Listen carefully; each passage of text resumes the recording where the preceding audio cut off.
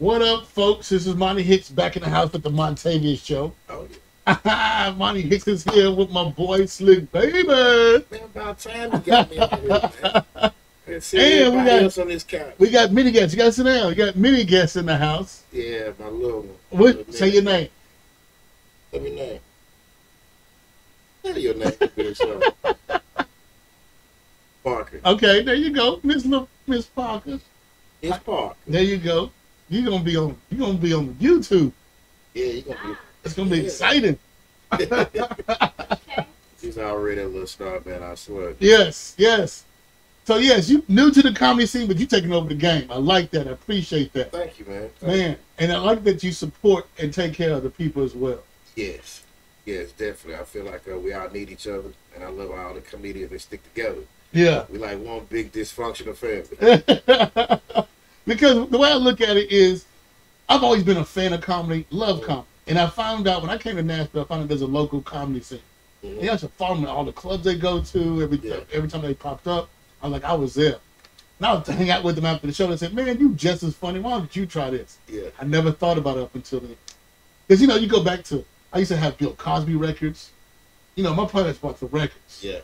Listen in my basement, just listen to them over and over again. I used to have Richard Pryor and George Carlin. That's where I started from. Yeah.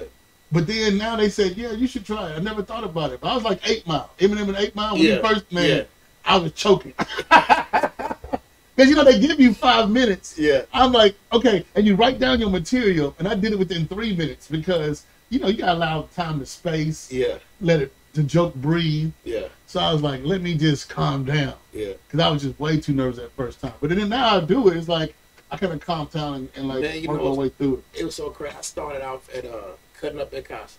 Oh, for real? I've been cutting up at Casa, man, for like 3-4 years straight.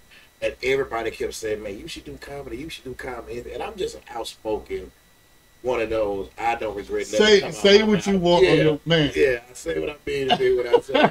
So I cut up there for so long, man, and people was like, you should do it. I said, well, somebody put me on stage, I do. Yeah. And this one girl put me on stage. And ever since then, it's been rolling. And it's been nonstop. It's been a lovely, lovely journey. And I gotta say, it's just one of those things you never thought, like you said, you just never thought you'd be doing it. And that to do it, and honestly to make people laugh and let people have a good time, man, it's way more fulfilling than hurting people's feelings. Yeah, you know what I'm saying? Yeah. It's power in making a group of people laugh. It is. If you can make a group of people laugh, you have no idea what kind of power that gives you. Yeah. And almost, I don't want to say, I guess release endorphins or whatever you want to say, but it does something to you. It's definitely a good feeling, man. It's definitely a good feeling. I hate to piss people off for free. But and now to be able to get paid for it, man, is definitely different. And I like that the scene is so small. I like really smaller scenes because it's more intimate and you get to know your crowd and people get to know you and they get to actually see how we are. Then after the show, they interact with us and be like, man, y'all so cool. And then just that small stuff like that, you get asked to do this and asked to do that and asked to do this. So when it takes off, it's like a snowball effect. Oh, yeah. It starts off small, but as you keep going, it gets bigger and bigger and bigger. And that's how I got here to see mine. Yeah. It took a minute. And I like to see the growth of others. Yeah. Because I see my growth and I know what I'm doing. Yeah. But there's other people I'm like, okay, I know I'm funny, but at the same time, I like to promote people that I know they got it in them. Because there's some people that got it in their heart to do it, but then there's other people that got the talent and don't want to do it. Yeah. I'm like, I be trying to push them ahead. Like, man, you gotta be. That's what I did with Sean. Sean was one of the people that kept on talking about it. Sean has got it. Sean, of course. I tried to get her to do it like 10 shows ago. Oh, for real?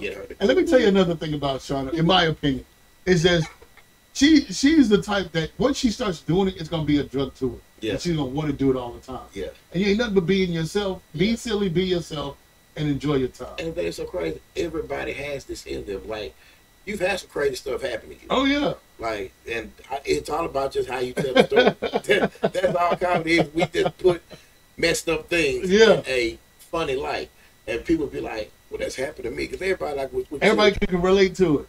Yeah, like with children, like I'm ready to punch her right now. I can't really do it. But there's other people who be with their kids and they be like, man, you don't stop moving, stop moving. You know, quit doing this. And so people can relate. And a lot of times we ain't doing it but saying stuff that people really want to say. Yeah. That's what I love about Bernie Mac. All he did was say stuff that people really wanted to say.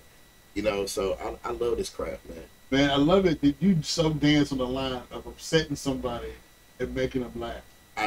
Because I miss it. No shade. But that loud, we was the last show we just did. Yeah. That loud lady in the back. I was like, I was wanting to dress it, but I'm like, okay, you never want to get rushed on stage. Yeah, there's been a lot of rushing lately. I be trying to go across the good line, boss. Because now these days, man, I feel like we got to be packing and stuff to be comedian. We don't feel like a rapper again now. This is crazy. So my thing was, man, I was wanting to say something, but you came out with it. I was like, oh, snap. Oh, yeah, I had to get her. I mean, I think what people don't realize as comedians, bro, all we ask for that little respect and attention. I totally respect that. But at the same time, I'm like, we don't know how crazy that lady is. True. And she could have been packing, too. True. She could have got her to her heat before you got to your heat. And that's the only thing. And told her thank you for your support after the show. And she was not mad.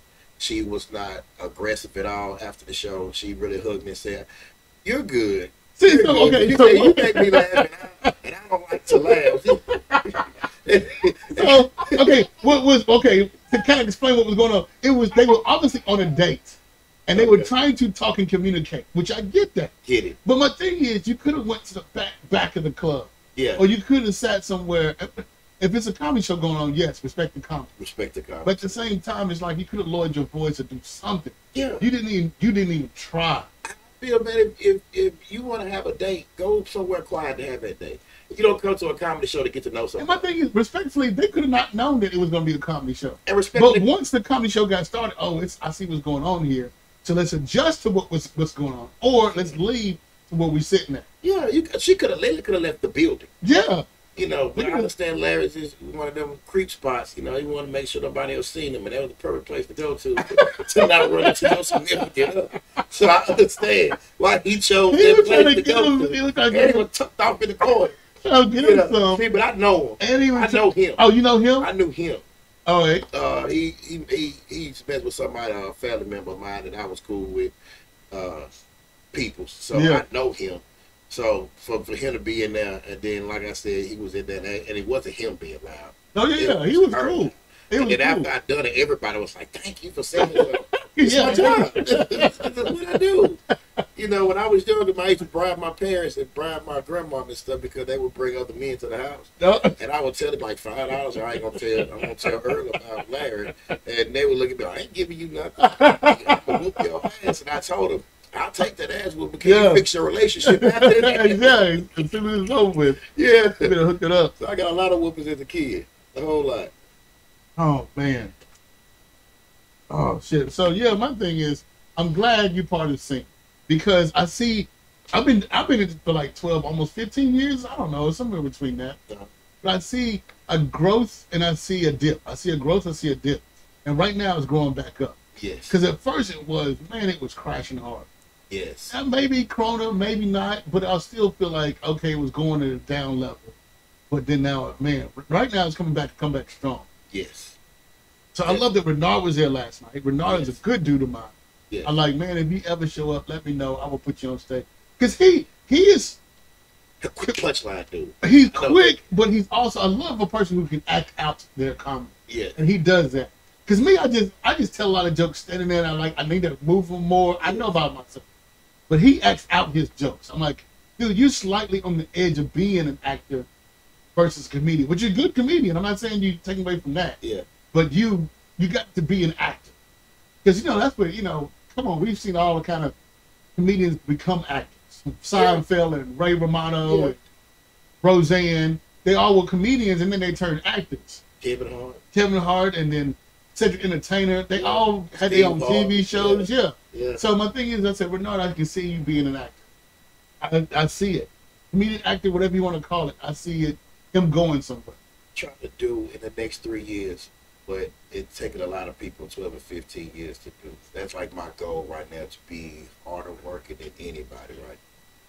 Because I feel like we didn't have, like, internet wasn't strong back then. Like you said, 12, 15, you had to literally go to these places to get noticed.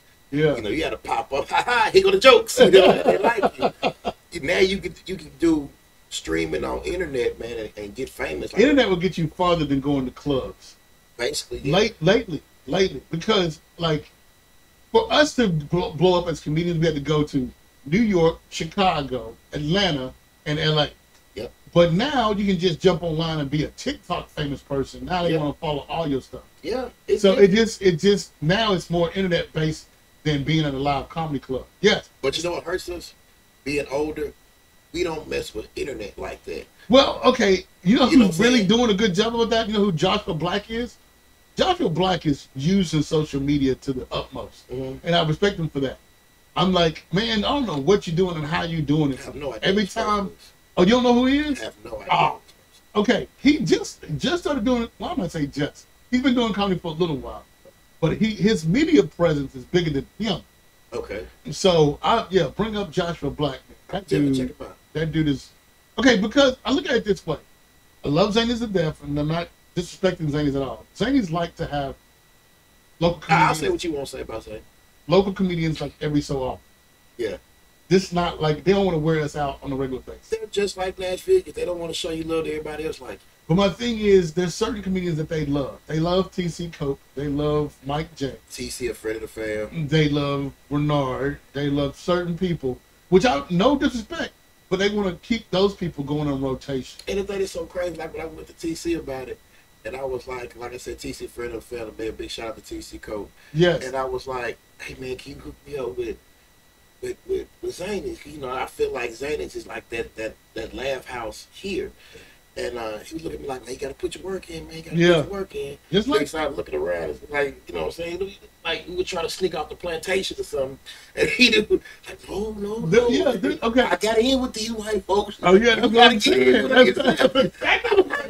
They feel like the secret society. They cool people, but you got to put your work in and put in your resume at other clubs and then go back and say, look, I'm doing all this. Yeah. Now you got to put me on. I'm telling you now, I'm make you come get me. I'm not no longer trying. I'm not chasing Zanies no more. But when I first started, I feel like that was the pinnacle of the career here for me to get to Zanies. Like, I get there, I'm doing something. I'm you know, we're on the track, we're on the fast. But like I said, if you don't feel like, do your own thing anyway. But still put your foot in that door at some point. Yeah. The first time I hit Zany stage, the first experience with Zany is, do you know who Cletus T. Judd is? Cletus, yes. He's like almost compared him like the Weird Al Yankovic of country music, because he kind of do parody songs and funny songs of country music. You know what I'm saying? Yeah. That's what he does. So my thing is, he had a contest at Zany's, 4-week contest. I went in and killed the whole thing. I got paid from Zany's. Got a paycheck from Zany's, saying, "Hey, that's you the shit." So respectfully, that was my first experience. Yeah. So I came in for 4 weeks and started doing comedy the whole time.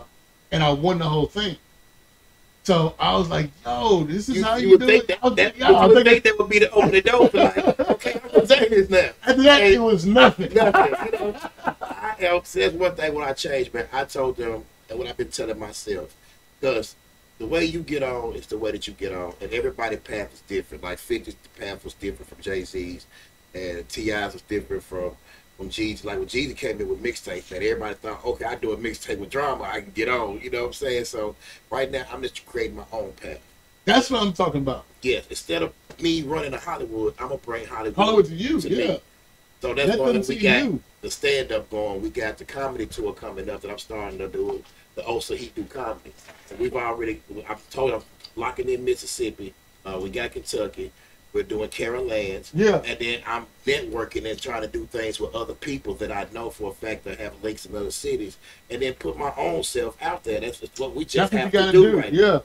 And then we got the TV show coming up, the Good Daddy Show. And the Good Daddy Show is about me and all my children. Like, this is literally real life. You see right now, I have this one with me. Yeah, you know, look at it. Now you want to act every up. Bit of a character. Now you want to act up. Yeah, so it's she see herself on TV. Now she wants to be a star. TV. So it's just one of those things, man. Put yourself out there.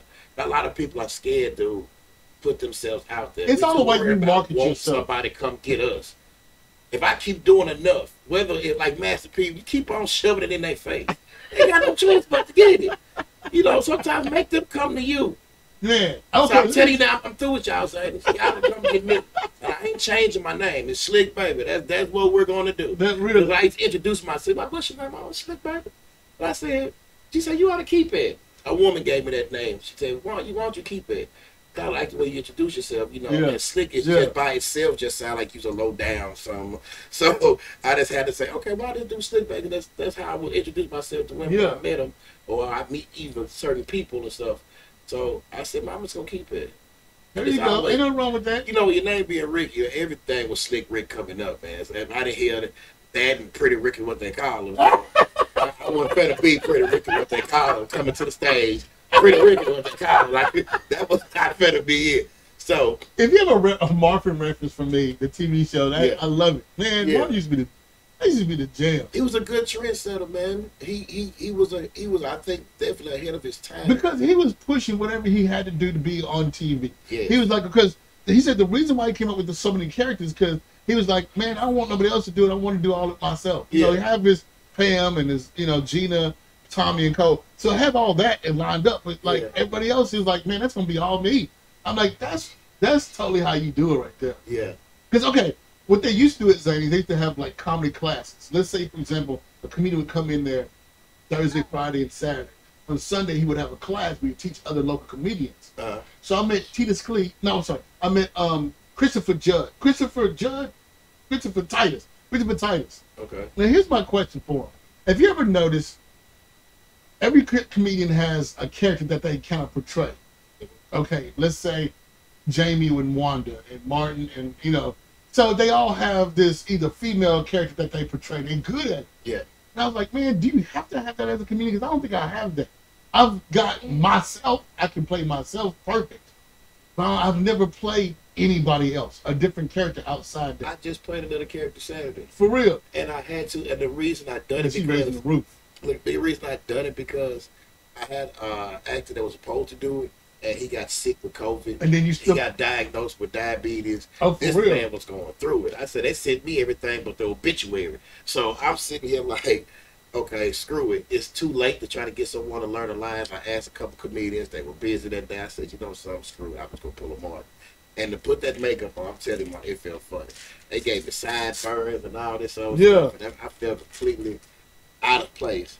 See, my thing is, But I done it, and it was cool. That's cool, because I've done character lines like everybody does in Australia, sometimes a Jamaican. That's what I say do. I can't speak no other language but this one. See, that's what I'm saying. So I've tried, you can do a line, you can do a word. Yeah. But I've never stepped in a character that I had to stay in for the complete time. So I was like, man, I would like to try that and keep going with it. Yeah. But I've never tried it. I can do a little African voice. For real? Yeah. I can do a little one. Nothing too big. Nothing too big. I can do a little one. So, and then at the same time, you don't want to insult the people, but you just try to be. Yeah. But I mean, if I mess up my African voice, am I insulting me or the culture? That's what I'm saying. You gotta make like, who am I gonna make mad? He's terrible. I'm gonna do that again. Like, okay, I'm one of you too. You know? Exactly. Am I kind of insulting both of us? That's funny. So I just try to. I think this is one of the things, man. You have fun with it. Yeah. So you have to play another character, man. Just have fun with it. Because I've always wanted to do that. I have never stepped into that genre of stepping into another character to be completely somebody different than what I am. Well, I want to do it though. Just because you said that, I want you to play a different character. I have a character that is on my next episode. Cause we're wrapping up the first one. Thursday will be finished with the first episode, and then it will be on to the second one. And there is a guy that works at the barbershop, and he was a guy that was incarcerated with my character. Yeah. And he now owns a barbershop now.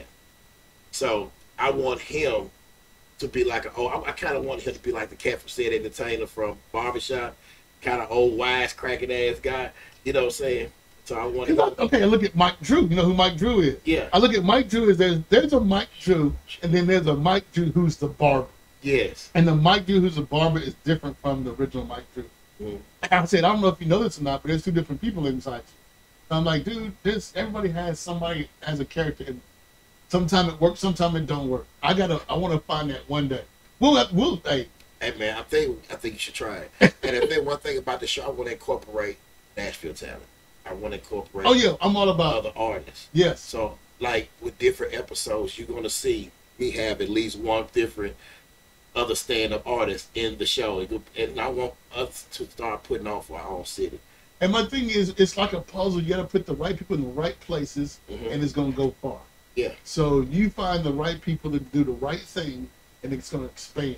Yeah. So I'm all about it. I got an up-and-coming white comic that's going to be on the show. He works at the barbershop. Oh, for real? He's 19, man. 19? 19, man. He wants to be a comedian, man. And ain't nothing wrong with that. I talked to him because he came to one of my shows, and then after that, he was like, dude, you are dope. And he started following me on Instagram, and I actually put him in the show because I want to give people opportunity, like with my kids being in the show, like with her. She shined. Because I want to show my children other things that they can do. You want to open all the doors and decide which one, so they can decide which one they want to go to. But I at least want to give them an opportunity, like bringing her here today so she can actually see what upstairs. Yeah. When I get my free time away from them. Yeah. I hear you. Because you never know with your kids, you have to try to mold them in certain ways. Yeah. Sometimes it works, sometimes it don't work. But hey, let them be them. My mom at least educate. Entertainer. Yeah. My mom has always been an entertainer, so it was always one of the things, like she pushed me to entertain. When I was young, she had me modeling. And man, I used to play piano. My mother used to, hey, do the dance when you and your sister used to do. What? I ain't doing that. Yeah. Now, look, true story. You got to hear this story, okay? When I was younger, my mom had me with these people that's like, I played sports, and they was like dressed up in gorilla suits and would go play basketball for people and stuff. And it was like Harlem Globetrotters in market suits. I know, I swear to God. I swear to God, this is a true story. So I'm telling her, like, Mom, no, I don't want to do this. Yeah. I don't want to do this. And she's like, no, you need to do this. Because they were paying like $1,000. It was like $1,000. This is like 96. Yeah. 95, 96. It was a whole summer. She wanted me to tour these people in Canada. Like, I don't even want to go to Canada. You don't put a black ass in a monkey suit. Oh, my God. A monkey suit and sitting there. This was the most racist job that I've ever been offered to do. So then I go, and she at the bus station, like, nigga, you go, we need this money. So it's $1,000 a show. Yeah. And we had, like, maybe over the summer, 16 shows. So she was like, oh, you going? That's funny. Nigga, I would make it goes. I remember when the bus station was at the old spot where they put the hotel. Oh, yeah. At the old bus station. We hop on the Greyhound. We make it to Broadway, bro. You know what McDonald's sit at. Yeah. I'm pissed. I'm on the car like, I can't stand my machine. Not getting nothing else for me. No Mother's Day gifts. Nothing. I'm running away from home as soon as I can. I get there, and the Tennessean pulls out in front of the Greyhound. Yeah. If you remember from a long time ago, across the street from that. Yes, the Tennessee guy pulls out, run the light, screw it. You know how the light red turn red, and at this point, our light is green, so we going. This dude decides to pull out last. We clip him and hit the pole right there. What? I flew from the back seat all the way to the front seat. In a monkey suit? I didn't get to put on a monkey suit yet. I didn't even get to put on the little racial monkey suit. Laughing? Yeah, because she tripping the monkey suit. So I sit up there and almost died on this bus for me trying to help the family. That's funny. Oh, dude, I made her feel so bad when she came down there. So, like, I didn't even get down the street. Like, she dropped me off and didn't even make it home. You feel me? Before she got the phone call. Your son was in a wreck. What? She comes back. I told you I didn't want to go. I told you. God tried to tell you. I told you. It took God to tell you. And, bro, I would never forget that, bro. I would never. It was a guy with a hole in his lip. Like, literally, like, that big. He would spit. It would come twice. Oh. Out his mouth, a big glob would come in. I'm like, you so lucky that it ended up being me, because I would have never forgave you. Yeah. So, yeah. I never That's hilarious. Yes, man. They put us in some stuff being young. Because my mom wanted them. If I didn't make it, one of you gonna make it. This check is coming here. I don't care how we do it. But that check is going to be here. My mom was very determined, man, in making sure my kids were I grew up on the Jackson 5, so we know every black parent trying to make your kids dance. Yes. Sing and dance. Yeah. And we used to make us dance all the time. Do that dance. Yeah, I used to play piano. Okay, now as an adult, I wish I would have really learned piano. Yeah. But as a child, you don't want to learn piano. You want to go outside and play. You want to do whatever you want to do. You never realize till later that they're trying to help I'm like, man, I wish I would have kept that. I wish I would have kept that. Because I see bands and stuff playing, and who I respect the most is drummers, the bass player, and piano players.